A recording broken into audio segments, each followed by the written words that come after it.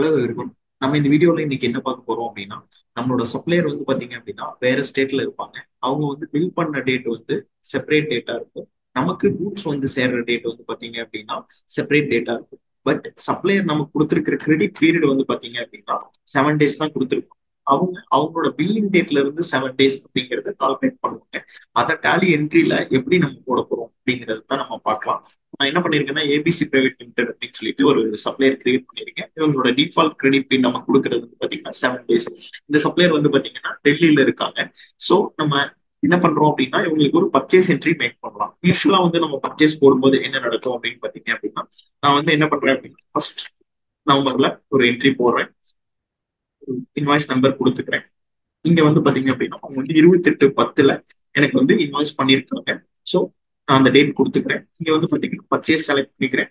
Apple 13 அப்படிங்கிற ஒரு ஐட்டத்தை நான் செலக்ட் பண்ணிட்டு நான் ஜஸ்ட் என்டர் என்டர் கொடுத்து நான் சேவ் பண்ணிக்கிறேன். இங்க நீங்க சேவ் பண்ணும்போது பாத்தீங்கன்னா தெரியும், பில்வைஸ் யூஸ் பண்றப்போ நமக்கு வந்து என்ன நடந்திருக்கும் அப்படின்னு பாத்தீங்க அப்படின்னா, நியூ ரெஃபரன்ஸ்க்கு அப்புறம் கிரெடிட் பீரியடுங்கிறது செட் ஆகும். இது எப்படி செட் ஆயிருக்கும் அப்படின்னு பாத்தீங்கன்னா, யூஸ்வலா நான் எந்த டேட்ல என்ட்ரி போறோம் அந்த டேட் இருந்து 7 days எடுத்து செட் ஆயிருக்கும். ஸோ இதே வந்து பாத்தீங்க அப்படின்னா நான் சேவ் பண்ணதுக்கு அப்புறம் என்ன பண்ணலாம் அப்படின்னா, சப்ளையரோட பில் டேட்ல இருந்து கால்குலேட் பண்ணணும் அப்படிங்கிறது வேணும் அப்படின்னு நீங்க என்ன பண்ணிக்கலாம்னா கொஞ்சம் டைப்ல போயிட்டு எஃபெக்ட் டேட் அப்படிங்கிற ஒரு ஆப்ஷன் இருக்கு டேலிலேயே.